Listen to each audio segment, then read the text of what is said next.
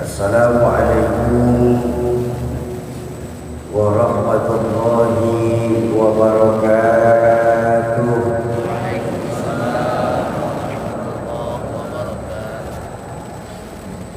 Alhamdulillahilladzi anzalal Qur'an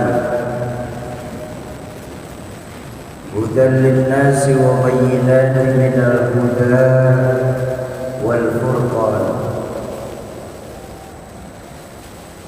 Wassalatu wassalamu ala asyrafil anam sayyidina wa maulana Muhammadin wa ala alihi wa ashabihil kiram, amma ba'du. Yang saya muliakan para alim ulama, segenap tengku, para habaib, para hujjaj, para sepuh dan bini sepuh di Aceh Utara ini, wabil khusus untuk Ketua DKM Masjid Pasai Aceh Utara, Mukarram Ustaz Muhammad Isya. Mudah-mudahan Allah panjangkan usia guru-guru kita dalam ketaatan kepada Allah Subhanahu wa taala. Yang saya hormati para tokoh-tokoh masyarakat, tokoh-tokoh kepemudaan, bapak kecil, segenap aparatur pemerintahan baik sipil maupun Polri, bapak-bapak dan ibu-ibu jamaah majelis ilmu Masjid Pasai Aceh Utara, para calon penghuni surganya Allah yang mencintai Allah Subhanahu wa taala.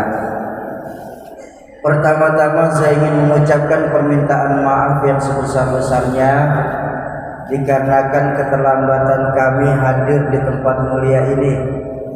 Dikarenakan mulai dari kemarin turun dari Medan langsung ke Dayah Darun Najah, Raudhatul Najah, asar di sana, malam langsung acara, perjalanan kurang lebih 1,5 jam, pulang masih disambut sama Kapolsek, subuh acara, jam 9 langsung berangkat ke sini. Jadi tadi minta maaf karena istirahatnya yang agak kebablasan, sehingga malam hari ini saya di Masjid Pasai ini terlambat.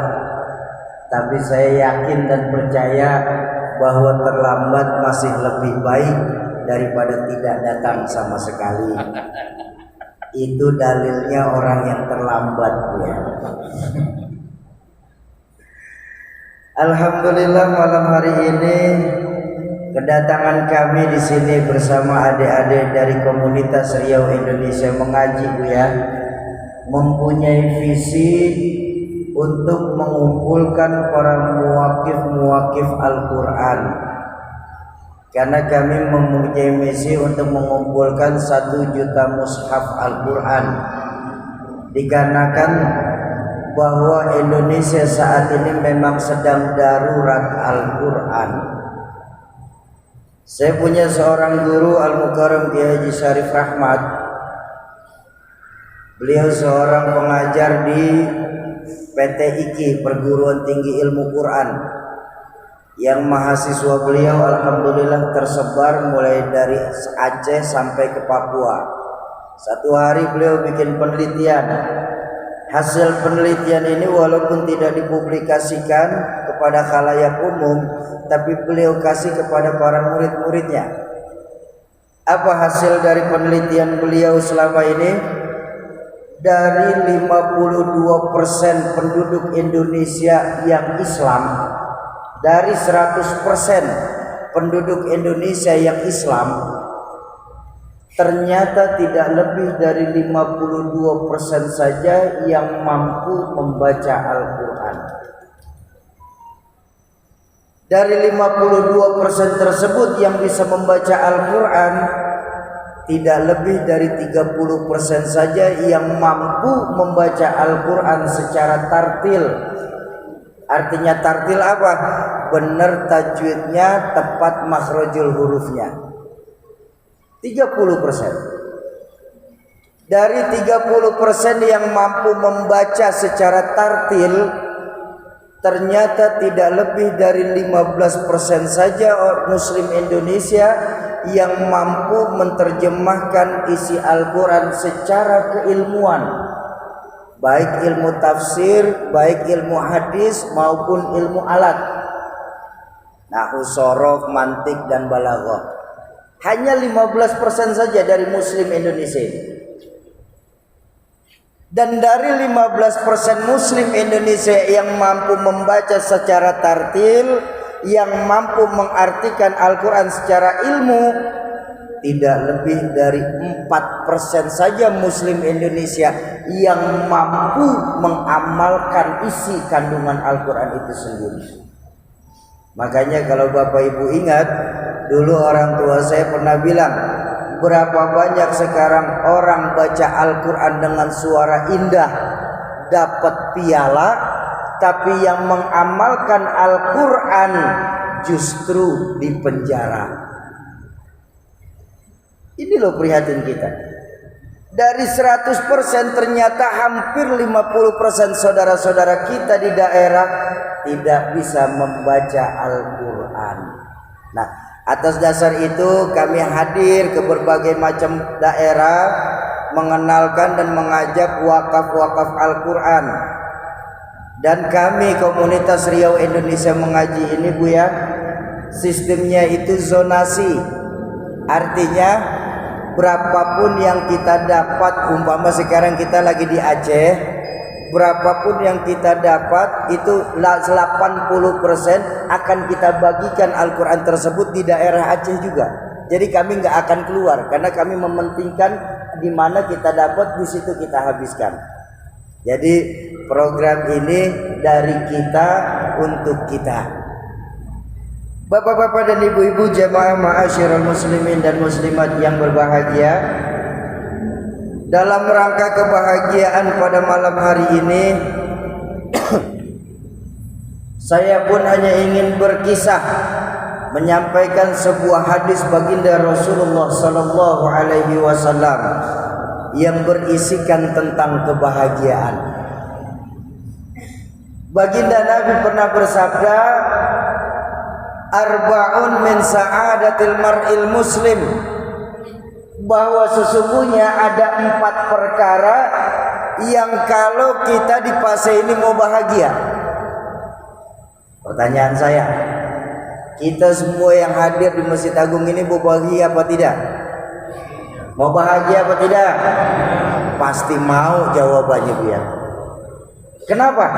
Doa yang kita lantunkan minimal kalau lagi sholat sendiri apa Pak?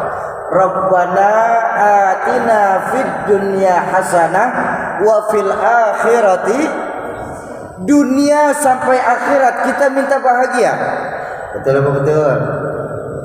Tapi pesan baginda Nabi, kalau kita mau bahagia harus punya 4 perkara. Pertama, kalau kita di Aceh ini mau bahagia, pesan baginda Nabi apa? Kita harus punya baitun wasi', punya rumah biar bagus asal besar.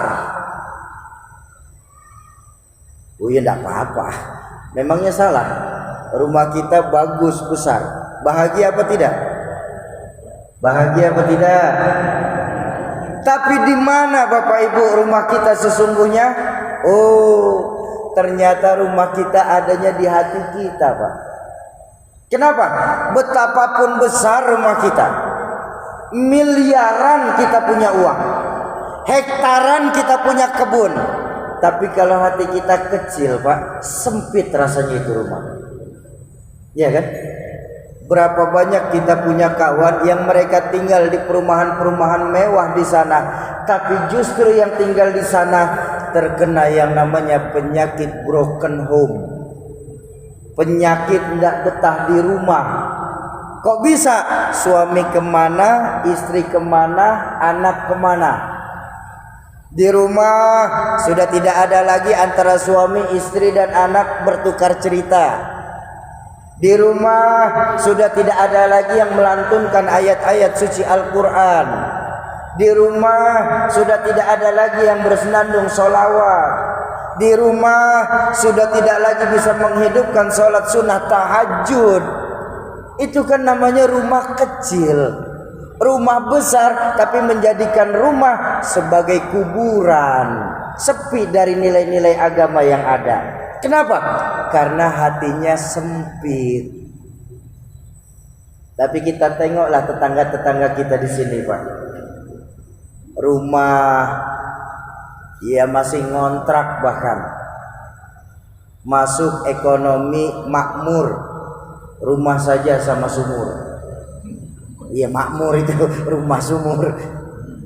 Tapi maaf, karena saudara-saudara kita di fase ini hatinya luas, besar rasanya itu rumah, Pak.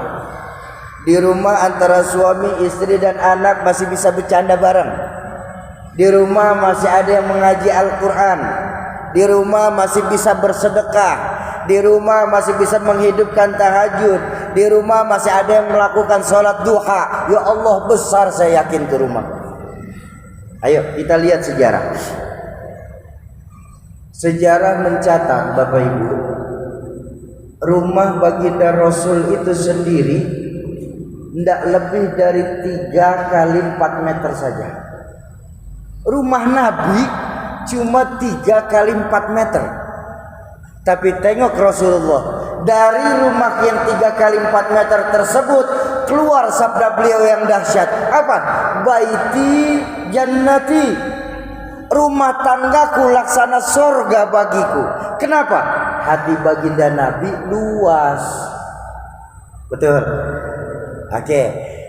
Ini sekarang di fase yang celaka, sudah rumah ngontrak, hati sempit. Kiamat namanya itu, Pak. Itu terkena 2 penyakit, Pak. Susah melihat orang senang sama senang melihat orang susah. SMS. Itu kalau orang kena SMS, insya Allah sama gemuk nggak akan pernah bisa, Pak. Kenapa? Ngelihat orang senang susah, ngelihat orang susah senang. Suami capek-capek pulang kantor masih keringetan, istri laporan sama suami, bang, tetangga kita habis ganti televisi, kita kapan bang? Meriang langsung, nggak diapa-apain tuh. Bawa ke 24 jam ke rumah sakit. Baru sampai klinik dapat lagi SMS, temennya ganti motor, diimpus, Pak. Begitu mau masuk jarum impusan, dapat kabar lagi temennya ganti motor, mati. Tersiksa oleh perasaan. Makanya pesan baginda Nabi, kalau kita di fase mau bahagia, kita harus punya hati yang luas. Merasa cukup dengan apa yang Allah berikan kepada kita, tidak mudah ngiri atas apa yang Allah berikan kepada orang lain. Ngiri, ini kan penyakit bahaya, Pak. Ngiri, ini penyakit bahaya. Itu baru ngiri. Coba kalau nganan. Ayo, maaf sekali, maaf. Ini kan sekarang ini masyarakat Indonesia, maaf sekali Bu ya saya bicara begini. Kita di Aceh ini, Pak, terutama di Aceh ini, akhir-akhir ini lebih sering mengkhawatirkan penyakit jasmani daripada penyakit rohani. Betul. Kita lupa tuh, Pak. Penyakit jasmani paling hanya menghancurkan dunia, tidak sampai mencelakakan akhirat, Pak. Contoh, ini yang sekarang lagi rame nih, PPKM kelas 3, level 3 ya sudah ya. Covid, Corona. Sekarang kalau saya boleh tanya sama Bapak Ibu, maaf sekali, maaf. Yang paling terparah dari Corona ini apa sih sebenarnya, Pak? Paling mati. Betul nggak? Betul apa betul? Orang kena Corona yang terparah tuh meninggal dunia, selesai udah, Pak. Kalau begitu apa bedanya dengan penyakit-penyakit lain, Pak? Gagal jantung, mati juga. Diabetes, mati juga. Tidur sekalipun bisa mati kok, Pak. Kalau tidurnya di tengah jalan. Lah ya ini kan ya. Maaf, kalau memang berujung kepada kematian bukan hanya Covid sebenarnya, Pak. Penyakit-penyakit lain pun bisa mati juga. Tapi sekarang lihat efek dari Covid ini yang lebih memprihatinkan buat saya pribadi. Apa? Gara-gara Covid ini, Pak, ini tingkat ibadah kita sama Allah pun sudah mengalami perubahan, Pak. Betul. Alhamdulillah di masjid ini insya Allah nggak akan berubah. Tapi kita tengok masjid-masjid lain, Pak. Sholat sudah disuruh menjaga jarak. Padahal baginda Nabi mengajarkan ketika menghidupkan sholat berjamaah apa? Lurus dan rapatkan sholatmu. Fa innaka taswiyata sufu min tamamis shalah. Sungguh kerapatan sholat itu menyempurnakan ibadah sholat kita. Tapi sekarang orang sholat sudah mulai berjaga jarak. Dulu sebelum Covid, alhamdulillah masjid di Aceh ini, Pak, jangankan setan, orang susah lewat, Pak. Kenapa? Sholatnya rapat. Sekarang era pandemi Covid ini, jangankan orang lewat, setan lari-larian di tengah-tengah kita. Betul. Itu baru sholat tuh, Pak. Salaman. Orang udah nggak mau berjabat lagi tangan dalam bersalaman sekarang. Betul.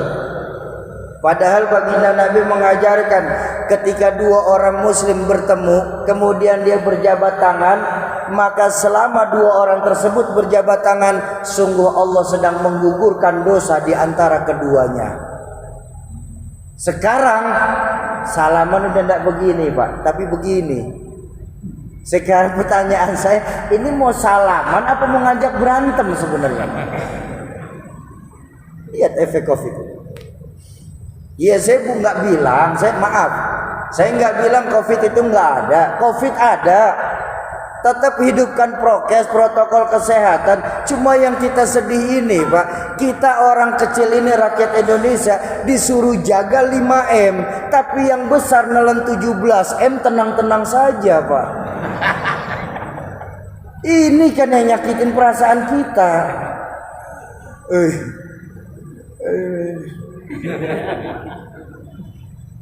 Betul. Inilah yang terjadi di kita. Kenapa itu bisa terjadi? Karena tingkat keyakinan kita sama Allah saat ini, maaf, lentur bahkan luntur adanya. Kita sering lupa bahwa ketika Allah yang turunkan penyakit, Allah yang berikan kita penyakit, maka Allah pulang yang akan nyembuhin kita. Wa idza maritum fahuwa yashfin. Kalau saja kita sakit, yakin 1000% Allah yang akan menyembuhkan kita. Dokter, obat, tabib, masker, hand sanitizer cuma perantara. Tapi betapa kita sekarang ini lebih yakin masker kita, lebih yakin hand sanitizer kita. Oh Syauki, ada saudara saya sudah yakin sekali sama Allah, terus masih mati juga, Syauki, kan berarti bahaya. Maaf, kalau kita bicara soal kematian, itu memang takdirnya kematian. Bukankah kullu nafsin dha'iqatul maut, semua yang bernafas pasti akan melewati kematian. Cuma yang terpenting menghadapi kematian tersebut hanya ada dua pilihan, husnul khatimahkah atau su'ul khatimahkah, penutup yang baik atau justru penutup yang tidak baik. Tapi kan sekarang Covid itu meninggal, kita melihat dari sisi manusiawi. Tapi kalau dari sisi agama, Pak, mungkin meninggalnya pasien-pasien Covid itu bentuk sayangnya Allah sama mereka. Apa sayangnya Allah sama mereka? Allah nggak mau nih orang yang meninggal karena COVID semakin banyak berbuat dosa di muka bumi ini. Makanya Allah wafatkan beliau dalam sakit. Sakitnya seorang muslim tersebut merupakan kifarat atas segala dosa-dosanya. Fabi ayyi ala'i rabbikuma. Ayo, jangan pernah kita tinggalkan ajaran-ajaran yang diajarkan guru-guru kita, yang sanadnya sambung menyambung sampai kepada baginda Rasulullah sallallahu alaihi wasallam. Saya berharap di sini jaga prokes, silakan, bagus, patuhi prokes. Tapi yang namanya syariat sholat itu tetap tolong jangan jaga jarak sholat. Ayo kita ramaikan masjid. Sekarang ini terutama di Aceh ini, alhamdulillah masjid-masjid bagus, betul. Alhamdulillah. Tapi maaf, lihat fungsi masjid dan musola sekarang, Pak. Ya Allah, nasibnya itu tidak lebih dari sebatas seperti museum saja, Pak. Bapak Ibu tahu kan museum? Tahu kan museum? Bagus apa tidak gedung museum? Bagus. Tapi apa isi museum? Ternyata tempat penyimpanan barang-barang antik. Yang isi masjid sama musola kita sekarang di Aceh ini rata-rata 50 tahun ke atas. Barang antik udah.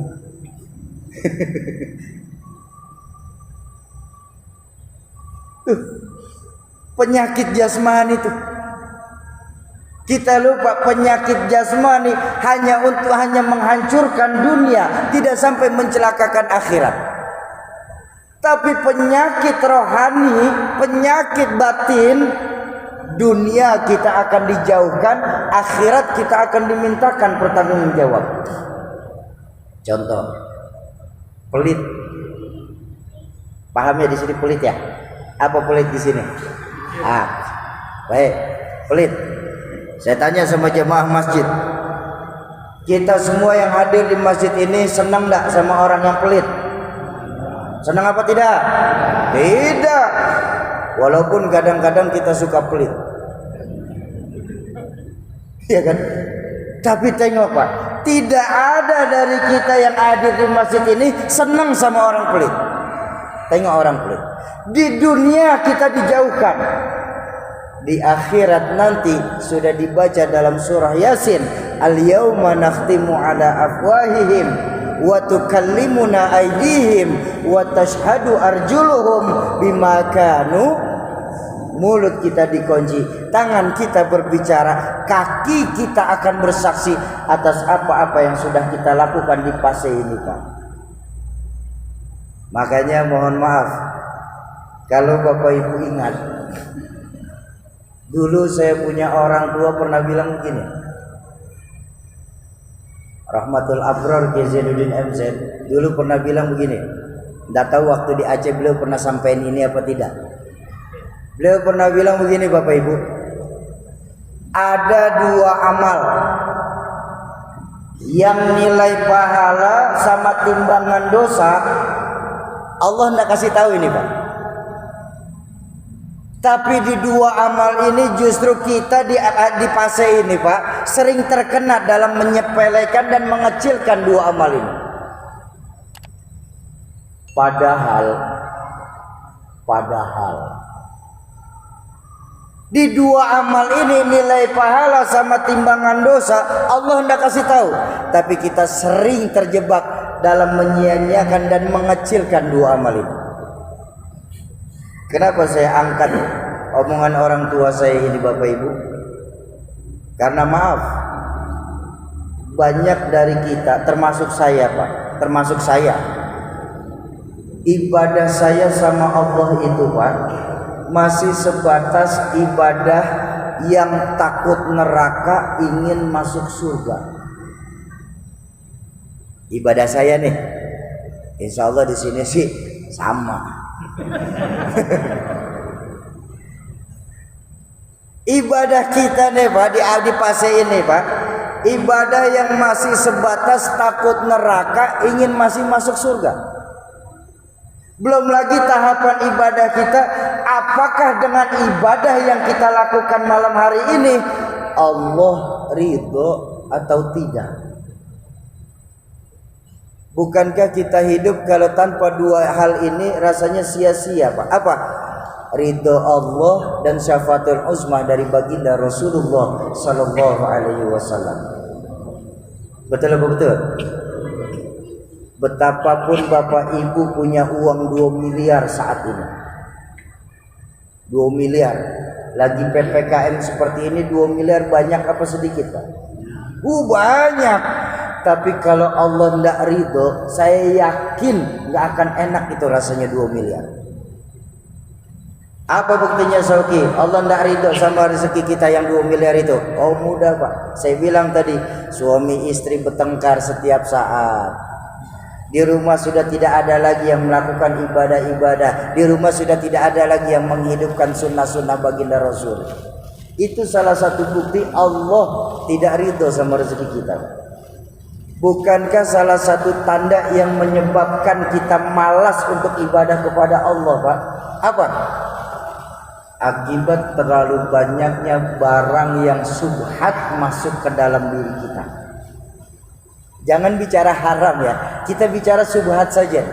Barang yang ragu-ragu tingkat kehalalannya banyak yang masuk ke dalam diri kita. Itu yang menyebabkan kita malas ibadah kepada Allah. 2 miliar Allah nggak ridho, nggak akan enak rasanya itu uang. Betul. Tapi walaupun kita di sini hanya punya 6 miliar, tapi kalau Allah ridho, enak rasanya. Sekarang saya tanya, 2 miliar Allah tidak ridho, 6 miliar Allah ridho, kira-kira enak mana?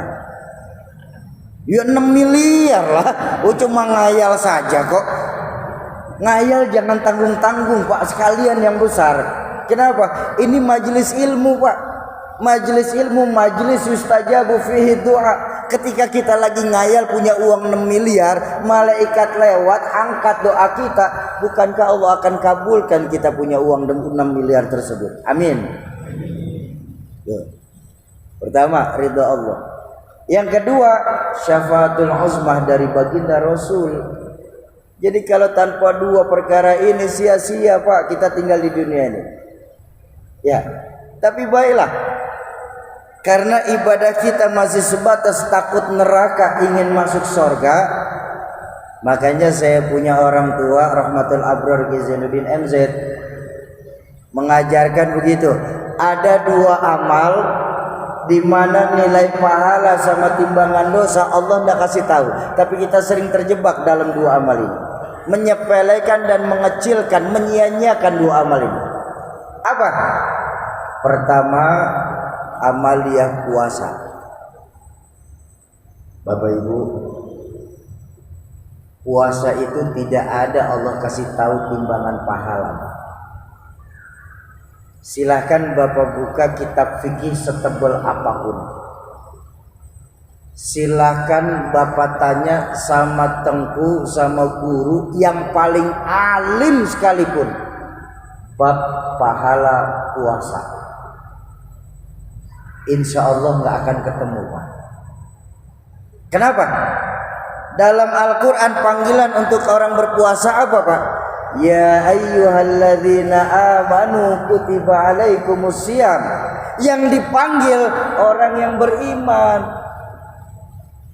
Kenapa? Karena keimanan ini tidak ada timbangannya, Pak. Yang kedua, diambil dari hadis qudsi, Allah berfirman, "As-siyamu li wa ana ajzibih." Puasa itu untukku dan aku yang akan membalasnya. Ada enggak kira-kira timbangan pahala Allah bicarakan di sini, Pak? Ini maaf Pak. Ibadah-ibadah lain Allah kasih tahu, Pak, timbangannya. Makanya kita berlomba-lomba dalam ibadah itu. Salat berjamaah pahalanya 27 kali lebih baik daripada salat sendiri. Betul? Salat Isya berjamaah mereka akan diberikan kebaikan laksana mereka melakukan salat selama setengah malam penuh. Orang yang melakukan salat subuh berjamaah maka mereka akan diberikan kebaikan laksana menghidupkan salat selama 1 malam penuh. Makanya mau tuh Pak kita ngikut datang ke Masjid Agung menghidupkan salat berjamaah. Kenapa? Pahalanya jelas. Sedekah. Jelas sedekah, Pak. Apa pahala sedekah itu? Man jaa bil hasanah falahu asyru amsalihha. Siapa yang berbuat satu kebaikan, maka Allah akan ganti dengan 10 kali lipat. Allahu Akbar. 1 berbalas 10. Betul. Ada teman saya, Bu ya. Teman saya ini dari alhamdulillah saya punya kawan macam-macam tingkahnya, Bu ya. Ada yang sekuler, ada yang liberal, bahkan ada yang ateis. Satu hari kawan saya yang sekuler ngomong sama saya, "Sauki, kenapa Bang? Ternyata Allah itu pelit ya." Wah, saya bilang, "Wih, kok abang bisa berani ngomong Allah itu pelit Bang?" "Oh iya, terbukti kan Sauki." "Maksudnya?" "Tadi kan kamu sampaikan man jaa bil hasanah falahu asyru amsalihha." Siapa yang berbuat satu kebaikan, Allah akan lipat gandakan 10 kali lipat. Masa cuma dibalas 10 sih Sauki? Berarti kan Allah pelit Sauki. Bukankah Allah maha kaya? Kok cuma dibalasnya 10? Oh, masalah ini saya bilang. Saya bilang sama beliau begini, "Abang salah mengartikannya ayat ini," saya bilang. Makanya dalam pengertian ayat ini nggak boleh lewat juga dari hadis. Dan untuk memahami hadis itu juga nggak boleh lewat juga dari ijma. Dan untuk memahami ijma maka kita perlu kiasnya para ulama, saya bilang. Kenapa dalam Al-Quran Allah membalas 10 Bang, saya bilang. Karena sungguh Allah maha mengetahui kadar keimanan kita makhluknya.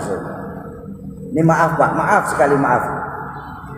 Keimanan kita nih Pak, ini masih sebatas keimanan model pedagang pasar Pak. Yang kalau dia mengeluarkan sesuatu, kali-kali aja saya untung. Tuh iman kita masih kayak begitu Pak. Kali-kali aja saya untung. Ketika kita ngeluarin sedekah, ya kali-kali aja Allah kasih saya 10 kali lipat. Kali-kali ilmunya. Iya. Sesuai zonder calo. Di mana-mana calo itu kan jatahnya kan 10%. Iya, sesuai Pak. Karena iman kita iman pedagang. Tapi kalau kita mau belajar dari baginda Rasul sendiri, baginda Rasul menyatakan orang yang sekali melakukan kebaikan maka pahalanya akan dilipat gandakan mi'ata marrah, 100 kali lipat. 1 berbalas 10. Masih kurang, tenang Pak, baca dari riwayat Sayyidina Utsman bin Affan, di mana satu kebaikan Allah akan lipat gandakan alfu marrah, 1000 kali lipat. Kalau 1000 kita masih kurang juga, tenang Pak, ini baru dapat bonus dari Allah.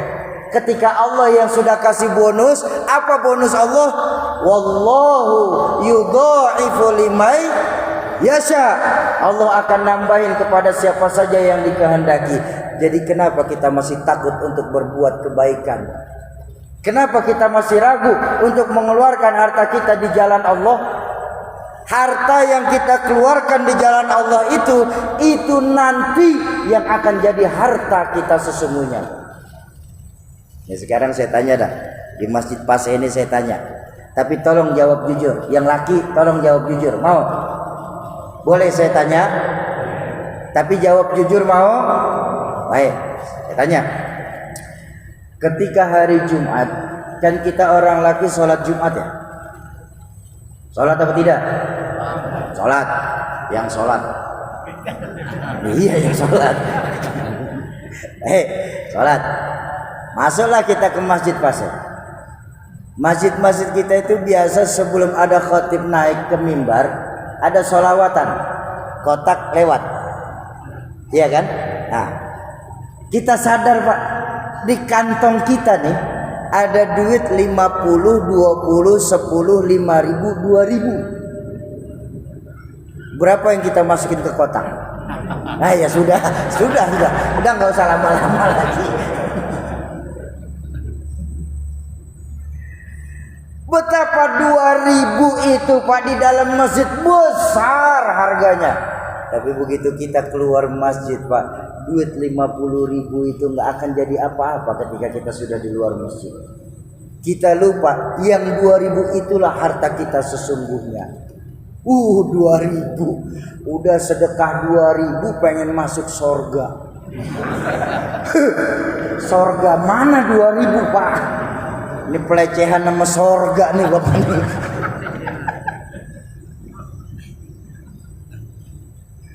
Bapak Ibu jamaah ma'asyiral muslimin dan muslimat, para calon penghuni surganya Allah yang dicintai Allah Subhanahu wa taala.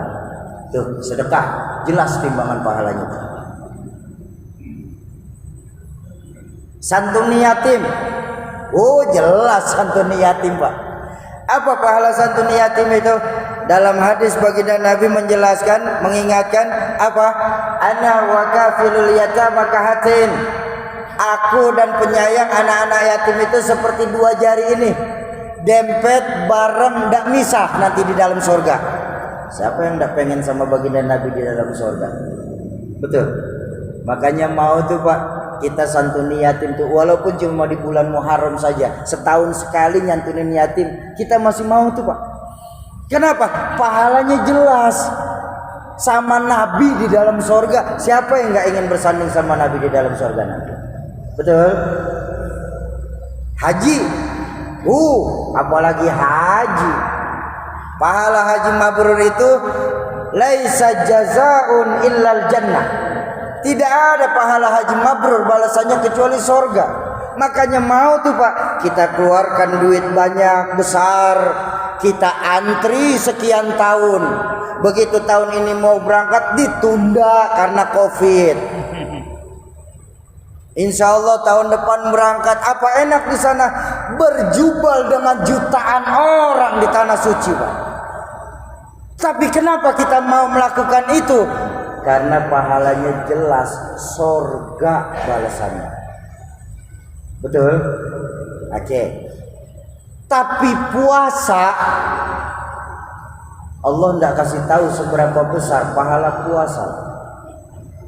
Makanya berapa banyak dari kita yang ketika melakukan ibadah puasa kemarin sudah dibaca sama baginda Rasul lebih dari 14 abad yang lalu. Masya Allah, baginda Nabi sudah mengingatkan. Apa sabda baginda Nabi lebih dari 14 abad yang lalu tentang orang berpuasa? Kam min so'imin, berapa banyak nanti umatku yang ketika melakukan puasa tidak mendapatkan kebaikan apapun illal ju' wal atas, kecuali hanya sebatas menahan lapar dan hausnya saja. Artinya apa Bu? Puasa sih puasa, tapi ngomongin tetangganya tetap jalan terus. Ada yang kayak begitu di sini? Ada apa tidak? Yang mana? Di sini nggak ada.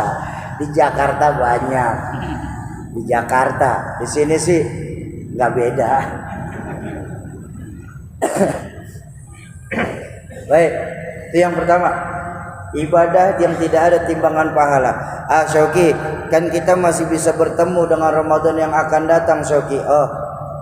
Apakah Ramadan itu tidak akan pernah datang lagi, Syauki, sehingga kita harus memaksimalkan ibadah puasa kita? Bapak Ibu, yang namanya Ramadan pasti tetap akan kembali ke dunia ini. Pertanyaannya adalah, apakah kita masih bisa ketemu di Ramadan yang akan datang? Bukankah kalau kita mau sadar, hidup kita ini masih sebatas tahu-tahu saja. Percaya apa enggak? Hidup kita masih sebatas tahu-tahu, Pak. Ya Allah, baru selesai sholat zuhur, tahu-tahu asar udah. Tuh, hidup kita tuh, Pak. Itu si fulan, saya taunya masih anak kecil. Tahu-tahu udah punya anak kecil sekarang. Hidup sebatas tahu-tahu. Berapa banyak kita bulan Ramadan kemarin yang punya kawan yang puasa sholat tarawih masih bisa bareng, ternyata saat ini sudah tidak ada lagi di samping kita. Jadi saya berharap Bapak Ibu, khususnya untuk diri saya pribadi, kalaupun Allah kasih kita panjang umur nanti, amin, ketemu di bulan Ramadan yang akan datang, amin, kita jadikan Ramadan nanti sebagai Ramadan terbaik yang pernah kita lakukan dalam hidup kita. Setuju? Baik, itu yang pertama. Sampai jam berapa ngaji di masjid ini? Baik, itu yang pertama. Amalia yang tidak ada timbangan pahala, tapi kita sering terjebak dalam melakukan perbuatan sia-sia. Yang kedua, diajarkan sama guru saya apa? Sama orang tua saya, amalia yang tidak ada timbangan dosa. Wallahu akbar.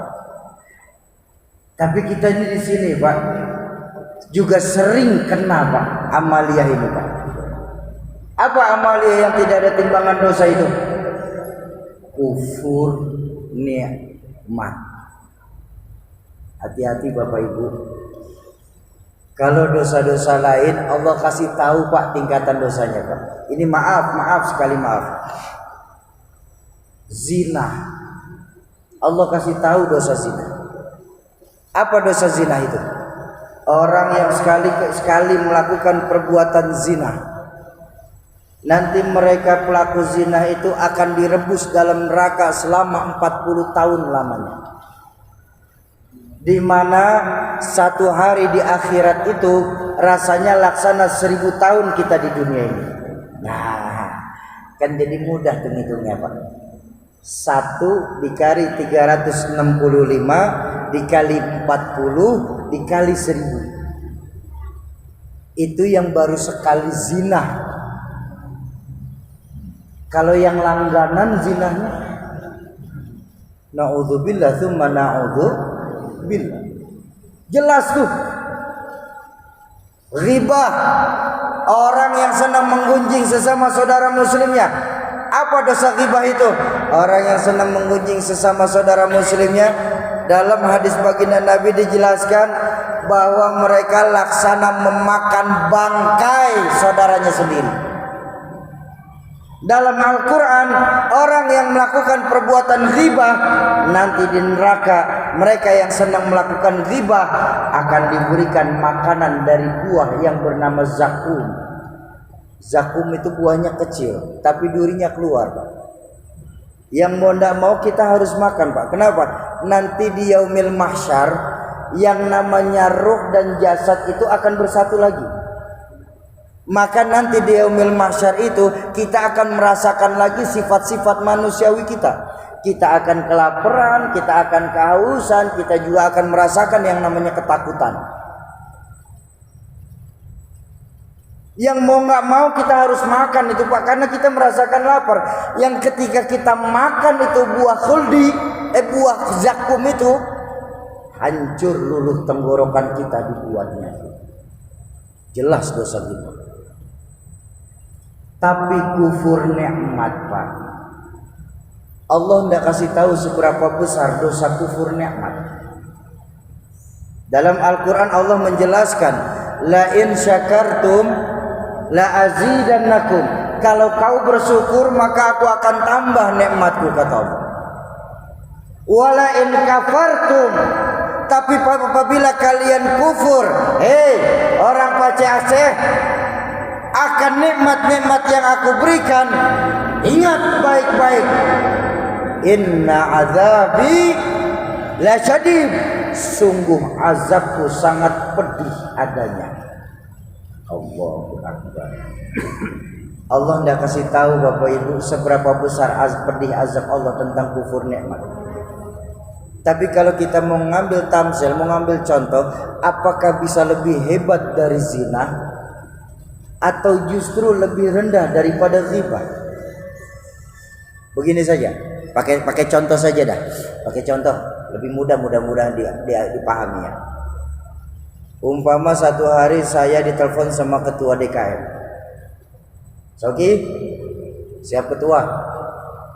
Mulai besok kamu kerja ya di masjid. Baik ketua. Gaji kamu 1 bulan kami kasih 1 juta rupiah. Oh baik ketua.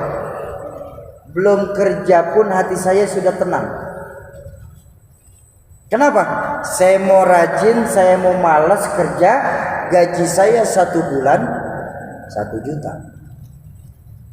Tapi umpama Buya cuma telepon, Soki besok kau bantuin di masjid Pase ya. Soal gaji jangan kamu pikirin, saya yang akan kasih. Nah. Belum kerja pun hati saya sudah khawatir, Pak. Kenapa? Kalau saya rajin bisa lebih besar dari yang 1 juta. Tapi kalau saya malas, mungkin saya bisa nggak dikasih sama sekali. Nah, kufur nikmat begitu, Pak. Karena kita sering melalaikan Allah, betapa Allah nggak pernah kasih tahu seberapa besar dosa kufur nikmat ini.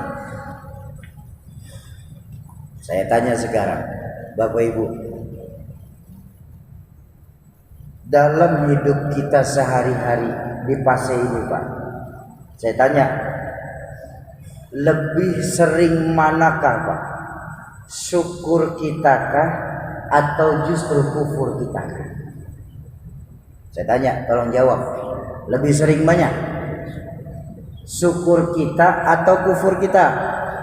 Syukur. Alhamdulillah. Kalau memang syukur kita lebih banyak, wajib kita ucapkan alhamdulillah. Tapi Bapak Ibu yang hadir malam hari ini mau tahu hitungannya. Apakah kita benar lebih banyak bersyukur? Mau tahu? Mau tahu enggak? Baginda Nabi mengajarkan hasibu qabla an tuhasabu. Biasakan kita ngitung amal kita di dunia ini, Pak, sebelum nanti Allah yang ngitung kita. Kalau tadi Bapak Ibu bilang lebih banyak syukur saya, baik. Sekarang saya tanya, mau saya ajarin hitung-hitungannya? Mau? Baik, kita belajar berhitung lagi, Pak. Dari waktu yang 24 jam yang Allah berikan kepada masing-masing kita di sini. Ini kan kita semua jamaah dikasih waktu sama Allah kan 24 jam ya? Betul? Coba saya tanya, yang 23 jam angkat tangan. Ada? Enggak ada? Oh baik. Berarti sepakat kita. Waktu yang Allah berikan 24 jam. Mulai dari kita bangun tidur, Pak, sampai kita tidur kembali, Bu. Bahkan tidur itu sendiri bagian dari nikmat Allah kan. Tapi sudah berapa puluh kali Allah ingatkan dalam Al-Quran, Fabi ayyi ala'i rabbikuma tukadziban. Berapa banyak nikmat-nikmat Allah yang sering kita dustakan. Bahkan tidur itu sendiri bagian dari nikmat Allah. Tapi sering kita tidak bersyukur atas Allah yang sudah Allah berikan kita untuk bisa tidur. Masih tidak percaya? Baik. Dari 24 jam mari kita pecah menjadi beberapa bagian. Menurut ilmu kedokteran, waktu normal untuk beristirahat itu kan 8 jam. Betul ya? Baik. Kita potong 8 jam pertama, buang. Menurut ilmu profesional juga, waktu bekerja untuk masyarakat Aceh ini di kantor itu 8 jam. Di luar jam istirahat. Lebih dari 8 jam maka hitungannya sudah lembur masuknya. Iya kan? Sepakat? Baik. Kan sudah kelihatan tuh, Pak. 8 jam pertama untuk istirahat, 8 jam kedua untuk bekerja. Kan masih ada 8 jam terakhir. Maaf Bapak Ibu, seharusnya kalau kita benar mau adil kepada Allah, kan yang 8 jam ini kita gunakan buat ibadah kepada Allah, menumbuhkan rasa syukur kita dengan melakukan ibadah kepada Allah. Tapi berapa banyak dari 8 jam ini kita maksimalkan buat ibadah kepada Allah? Anggap, maaf sekali, insya Allah orang Pasai di sini untuk ibadah sholat 5 waktu, walaupun nggak berjamaah, tapi nggak akan pernah ketinggalan. Amin. Saya tanya, orang di Pasai ini sekali sholat berapa lama? 20 menit. Lama Pak. Kelamaan. 10 menit masih kelamaan. 5 menit aja doa apa sudah bisa kebaca ya. Rata-rata kita sholat itu Pak 3 menit setengah. Malah teman saya ada sholat 1 menit setengah. Udah hafal katanya. Tapi baik, saya ikutin Bu ya. 5 menit. Anggaplah 5 menit. 5 kali 5 25. Mau hitungan 10 menit? Baik, saya hitungin 10 menit. 10 kali 5 baru 50 menit. Soki, kan ibadah kan gak harus di atas sejadah. Baik. Terus apa lagi yang kita lakukan sehari-hari? Kan kita baca itu Al-Quran. Baik. Orang Aceh kalau baca Al-Quran sehari nyampe 1 juz. Sampai? Alhamdulillah kalau sampai 1 juz. Baik. Sekarang saya tanya, 1 juz kita membaca Al-Quran itu berapa lama? Kalau yang biasa-biasa membacanya dan belum lancar itu sekitar 1 jam lewat. Anggap 1 jam. Yang sudah lancar itu setengah jam rata-rata. Tapi baik, kita hitung 1 jam lagi. Baru 1 jam 50 menit. Soki, kan kita silaturahmi juga. Silaturahmi kan bagian dari ibadah. Ibadah nggak harus di atas sejadah. Baik, kita hitung lagi. Silaturahmi rata-rata orang Aceh itu berapa lama Pak? Kita main ke rumah teman berapa lama? 1 jam. Baik, walaupun 1 jam kalau mau bicara jujur udah kelamaan Pak. Itu 1 jam kalau nggak tamunya yang capek, tuan rumahnya yang mengusir nggak enak.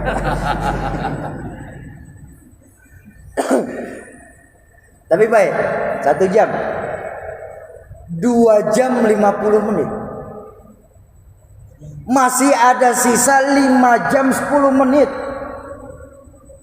Pantas Allah ulang-ulang dalam surah Ar-Rahman sebanyak 31 kali. Fabi ayyi ala'i rabbikuma tukadziban. Berapa banyak nikmat-nikmat Allah yang sering kita dustakan. Makanya kalau Bapak Ibu ingat lagi, saya punya orang tua dulu sering mengungkapkan begini. Nikmat itu baru akan terasa ketika sudah mulai berkurang atau bahkan hilang sama sekali. Baru terasa nikmat.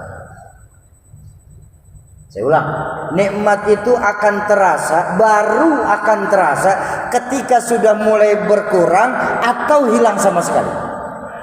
Maaf, kita baru bisa merasakan nikmatnya tidur di saat mata kita lagi tidak bisa tidur ya. Betul. Kita masih bisa merasakan nikmatnya makan di saat gigi kita yang buat mengunyah ini lagi sakit gigi. Tapi di saat nikmat itu masih ada, pernahkah kita bersyukur atas apa yang sudah Allah berikan kepada kita? Nikmat tidur, nikmat berkunyah, bahkan nikmat untuk kita bisa bernafas. Masya Allah. Nih Pak, nih maaf nih Pak, kita hitung dari bernafas saja Pak. Saya punya Umi, kurang lebih 4 bulan kemarin sudah wafat. Umi Hajah Siti Khalilah binti Haji Ayub. 2 bulan sebelum beliau wafat itu, beliau sudah mulai intens menggunakan oksigen. Oksigen ukuran 5 kilo itu, anggaplah biar nanti mudah ngitungnya 100.000. 100.000 5 kilo Pak. Itu durasinya dipakai itu kalau aktif 1 jam saja. Baik. Tabung oksigen ukuran 5 kilo 1 jam 100.000. Kita bernafas sehari 24 jam. Berapa yang kita butuh tabung? 2.400.000. Baik. Dikali selama 1 bulan hampir 80 juta untuk bernafas. Dikali dari semenjak kita lahir sampai sekarang. Apakah kita sering bersyukur atas nikmat oksigen yang Allah berikan kepada kita? Fabi ayyi ala'i rabbikuma tukadziban. Bahkan untuk bersyukur atas nafas yang Allah berikan kepada kita, kita nggak sanggup untuk melakukan itu. Ya, jadi mumpung kita masih ada di dunia nih Pak, layar masih terkembang lebar. Ladang amal masih banyak yang kita tanam. Pintu taubat masih terbuka lebar-lebar. Ayo kita mulai dari nanti malam ini. Kita mulai nanti malam ini Pak. Ketika kita semua hendak naik ke pembaringan masing-masing, tanyalah kepada hati kita yang sering lalai ini. Wahai hati yang sering lalai, hari ini lebih banyak manakah syukur sayakah atau justru kufur sayakah? Bapak Ibu jamaah ma'asyiral muslimin yang berbahagia, dalam rangka meningkatkan kembali rasa syukur kita kepada Allah, malam hari ini saya ingin mengajak Bapak Ibu, ya, malam hari ini saya bersama adik-adik, jangan bubar dulu Pak Bu, jangan biasakan bubar pengajian sebelum ditutup pakai doa, karena justru disitulah keberkahan dari acara ini. Ya, saya bilang malam hari ini saya beserta adik-adik dari komunitas Riau Indonesia Mengaji datang ke hadapan Bapak Ibu membawakan proposal investasi akhirat. Ini loh investasi akhirat cerdas Pak, investasi tercerdas yang pernah ada di dunia ini. Kenapa saya berani bilang ini investasi akhirat yang paling cerdas? Tanpa kita sadarkan, tanpa kita sadari, saldo akhirat kita akan menggembung adanya lewat investasi wakaf Al-Quran ini. Kok bisa Sauki? Karena dalam Islam diajarkan orang yang membantu orang lain melakukan kebaikan, pahalanya sama seperti orang yang melakukan kebaikan tersebut. Betul kan ya? Baik. Orang yang membaca Al-Quran itu pahalanya dijelaskan dalam hadis baginda Nabi apa? Orang yang membaca Al-Quran itu pahalanya 1 huruf 10 kebaikan. Laisa alif lam mim harfun. Alif lam mim itu bukan harfun dalam baginda Nabi, dalam hadis baginda Nabi. Walakin alif harfun, lam harfun, mim harfun. Alif 1 huruf, lam 1 huruf, mim 1 huruf. Bayangkan Bapak Ibu, bagaimana investasi akhirat kita yang ketika nanti Al-Quran yang Bapak Ibu wakafkan itu akan dibaca oleh para mata-mata jernih penghafal Al-Quran, yang tanpa kita sadarin investasi rekening akhirat kita sudah menggelembung adanya. Bukankah ada 3 perkara yang wajib yang wajib memberikan syafaat? Apa? Saya pertama tadi bilang syafaatul uzmah dari baginda Rasul. Tapi syafaat baginda Nabi ini ada syarat ketentuan yang berlaku. Apa syaratnya untuk mendapatkan syafaat baginda Nabi? Pertama, memperbanyak sholawat. Yang kedua, menghidupkan sunnah-sunnah baginda Rasul. Maka insya Allah kita akan mendapatkan syafaat baginda Nabi. Amin. Tapi kita kan harus sadar diri. Jangankan kita sholat tahajud Pak, bahkan untuk menghidupkan sunnah, menebarkan salam pun rasanya kita ini sudah malas. Bukankah Nabi mengajarkan itqus salam, tebarkan salam di antara kita? Berapa banyak dari kita ketemu sesama kita ini mengucapkan Assalamualaikum, apa kabar? Itu yang diajarkan Nabi. Berarti ya syafaat baginda Nabi peluangnya 25%. Baik. Yang kedua, yang wajib memberikan syafaat itu apa?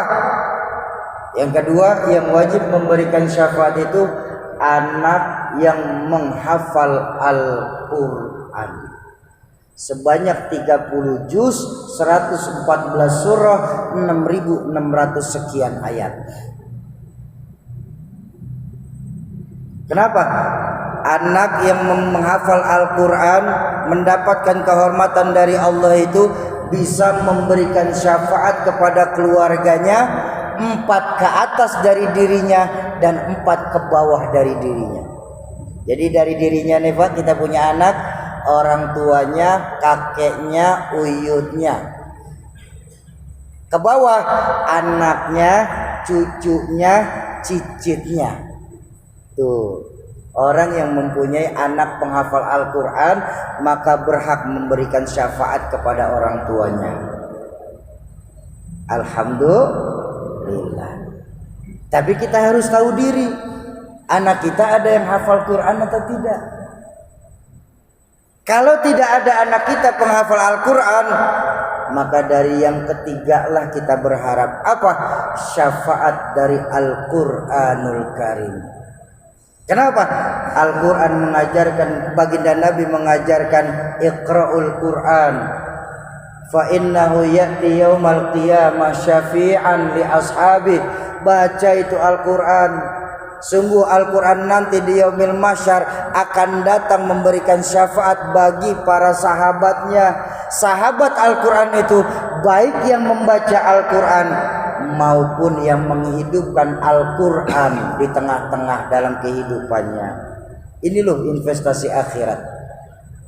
Dan dalam nanti sistem donasi kita,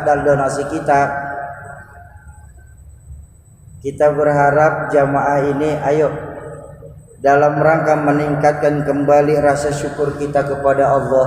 Berapa banyak sudah harta yang Allah berikan kepada kita, maka kita juga harus berbuat sebaliknya. Kenapa? Dalam Al-Quran diajarkan intan surullaha yansurkum. Kalau kita tolong agamanya Allah, maka niscaya Allah pun akan nolongin kita. Ketika Allah yang sudah menolong kita Bapak Ibu, maka jangan cuman urusan dunia Pak. Insya Allah sampai akhirat pun kita tetap butuh pertolongan Allah Subhanahu wa ta'ala. Nah, untuk donasi ini untuk lebih jelasnya biar nanti langsung disampaikan oleh abang saya Bang Henry. Ayo kita siapkan investasi wakaf Al-Quran kita yang sebaik-baiknya.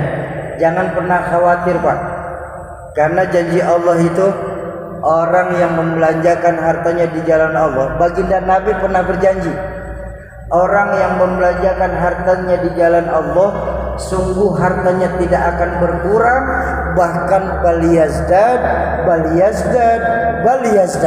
akan bertambah dan bertambah dan bertambah. Dari mana bertambahnya?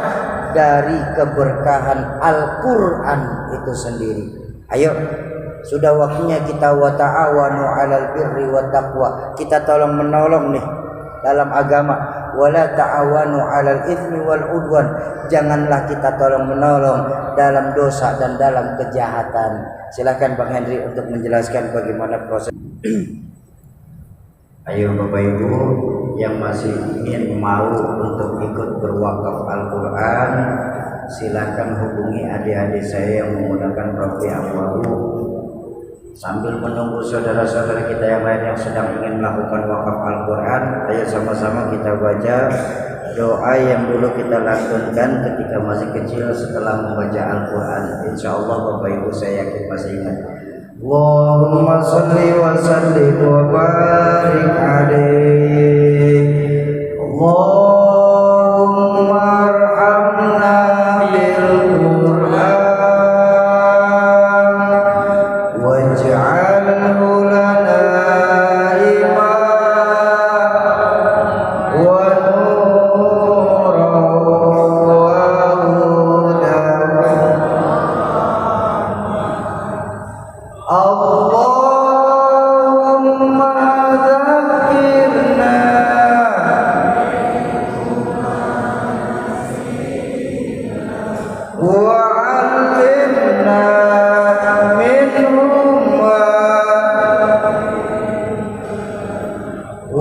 warzuqna tilawatahu ana'al laili fannahar waj'alhu lana hujjatan ya rabbal alamin. Sekali lagi, Allahumma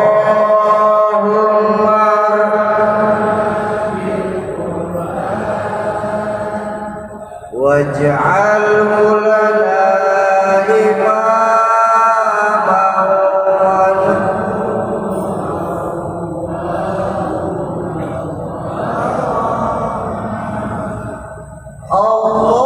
Allahumma dzakirna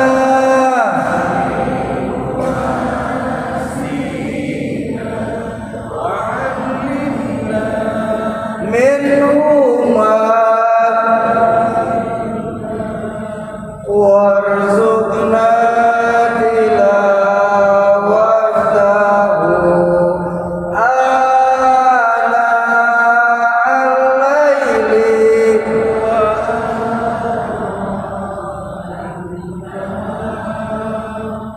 waj'alhu lana hujjatan ya rabbal alamin. Bapak Ibu jamaah ma'asyiral muslimin dan muslimat yang masih terus ingin ikutan wakaf Al-Quran baik dari media sosial, silakan hubungi masjid di Masjid Agung Pase ya. Masjid Agung Pase ini silakan hubungi DKM untuk ikut berpartisipasi dalam rangka wakaf Al-Quran. Dan ada 3 perkara dalam Islam yang wajib menggunakan akad. Jadi Bapak Ibu, ada 3 perkara yang wajib menggunakan akad. Pertama nikah, yang kedua jual beli, dan yang ketiga wakaf. Jadi kalau Bapak Ibu malam hari ini sudah melakukan wakaf, kemarin sudah melakukan wakaf tapi tidak dilaksanakan ijab wakaf, maka guru saya mengajarkan pahala yang didapat itu bukan pahala wakaf tapi pahala sedekah saja. Nah makanya malam hari ini saya menahan sebentar lagi Bapak Ibu, jangan pulang dulu untuk melakukan akad wakaf Al-Quran. Akadnya pun gak akan susah. Di mana-mana yang namanya akad pasti ada ijab, pasti ada qabul, betul ya? Ijabnya nanti saya yang ucapkan, qabulnya nanti Bapak Ibu yang laksanakan. Ijabnya nanti ketika dengar ucapan saya berkah dunia sampai akhirat, qabul yang Bapak warahmatullahi wabarakatuh. Bapak Ibu para pewakif Al-Quran, para keluarganya Allah dan para calon penghuni surganya Allah, kami atas nama dari komunitas Riau Indonesia Mengaji menerima wakaf Al-Quran yang Bapak Ibu titipkan kepada kami. Mudah-mudahan lewat keberkahan wakaf Al-Quran yang Bapak Ibu keluarkan malam hari ini, apabila niat wakaf ini ditujukan untuk orang tua, untuk suami, untuk istri, untuk anak, untuk keluarga yang terlebih dahulu mendahulukannya, mudah-mudahan lewat keberkahan wakaf Al-Quran malam hari ini Allah lapangkan kubur beliau-beliau, Allah jadikan kubur beliau-beliau sebagai taman dari taman surga.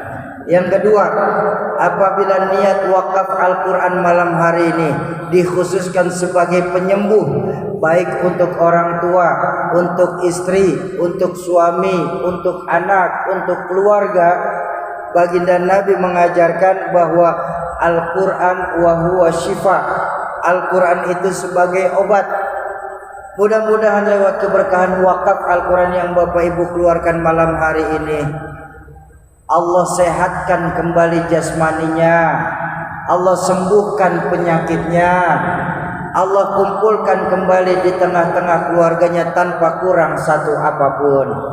Yang ketiga, apabila wakaf Al-Quran malam hari ini memang ditujukan khusus untuk kebutuhan dunia, baginda Nabi pernah mengajarkan juga bahwa orang yang membaca 100 ayat dalam Al-Quran, niscaya doanya tidak akan pernah tertolak dari sisi Allah. Mudah-mudahan lewat keberkahan wakaf Al-Quran yang Bapak Ibu titipkan malam hari ini, apabila yang sedang ada hajat, Allah percepat qabul hajatnya, Allah gampangkan segala urusannya, Allah luaskan rezekinya, Allah mudahkan segala usahanya, Allah jadikan anak keturunannya sebagai anak keturunan yang punya generasi yang Qurani, serta Allah jadikan rumah tangganya rumah tangga yang membawa berkah dunia sampai akhirat.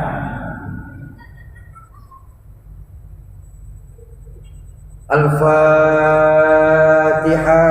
wa rahmatullah. A'udzu billahi minasyaitonir rajim. Bismillahirrahmanirrahim.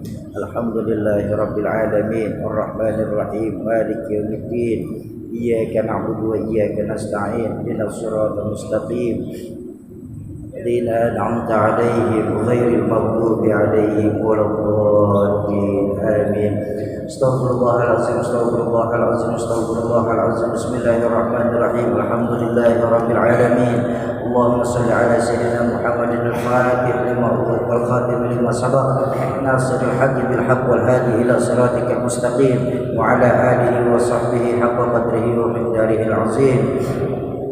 Allahumma antal muhyi wa antal mumit wa antal khaliq wa antal bari wa antal mubtadi wa antal muafi wa antal syafi. Khalaqtana min ma'in mahin waj'alna fi qararin makin ila qadarin ma'lum. Allahumma anta syafi la shifaan illa shifauka. Allahumma inna nas'aluka bi asma'ikal husna wa sifatikal ulya ya man biyadihil ibtila wal mu'afata was shifa wad dawa. Nas'aluka bi mu'jizatin nabiyyika Muhammadin sallallahu alaihi wasallam wa barakata khaliluka Ibrahim alaihi salam wa hurmata kalimuka Musa alaihi salam.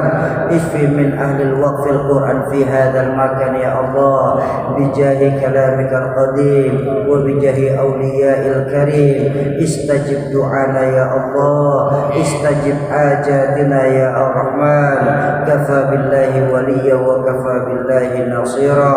Allahumma hubban lana bihubadika wa alhiqna ma'as salihin waj'alna min ibadikal muttaqin. Rabbana hab lana rabbana lana wa liwalidina warhamhum kama rabbawna shighara wa li jami'il muslimina wal muslimat wal mu'minina wal mu'minat al ahya'i minhum wal amwat innaka ala kulli syai'in qadir.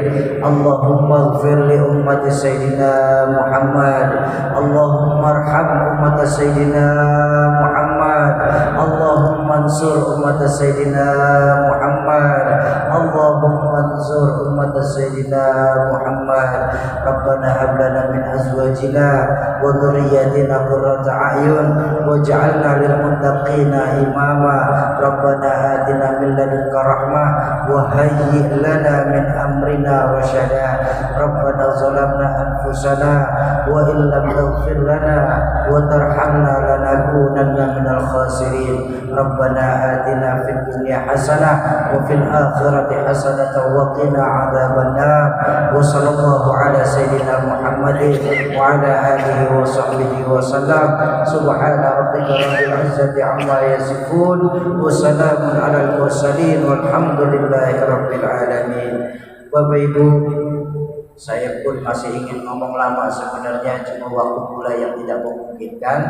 Insya Allah di lain kesempatan saya akan lanjutkan materi kita, 4 perkara yang membuat kita hidup menurut hadis baginda Nabi. Kesimpulan untuk kita bawa pulang masing-masing malam hari ini ke rumah adalah intan yang paling mahal, mutiara yang paling berharga itu nilai-nilai keimanan. Tidak ada lagi. Jadi jaga iman kita baik-baik Bapak Ibu, wariskan kepada anak keturunan kita nanti. Islam bukan agama warisan, saya setuju. Tapi kalau iman itu wajib kita wariskan. Tanamkan kepada anak-anak kita nanti, nah zaman boleh berganti nah, tapi keyakinan jangan sampai mati. Nah masa silahkan berubah nah, tapi akidah jangan sampai goyah. Kenapa? Untuk iman kita si hidup. Dengan iman saat ini sebagai orang tua kita semua sedang berjuang. Dan dalam iman nanti kita berharap kita bisa kembali ke hadirat Allah Subhanahu wa ta'ala. Kalau ada kalimat-kalimat saya yang salah, itu mutlak datangnya dari mulut saya yang bodoh ini. Sungguh saya yang duduk di hadapan Bapak Ibu tidaklah lebih alim daripada Bapak Ibu yang duduk dan mendengarkan di hadapan saya ini.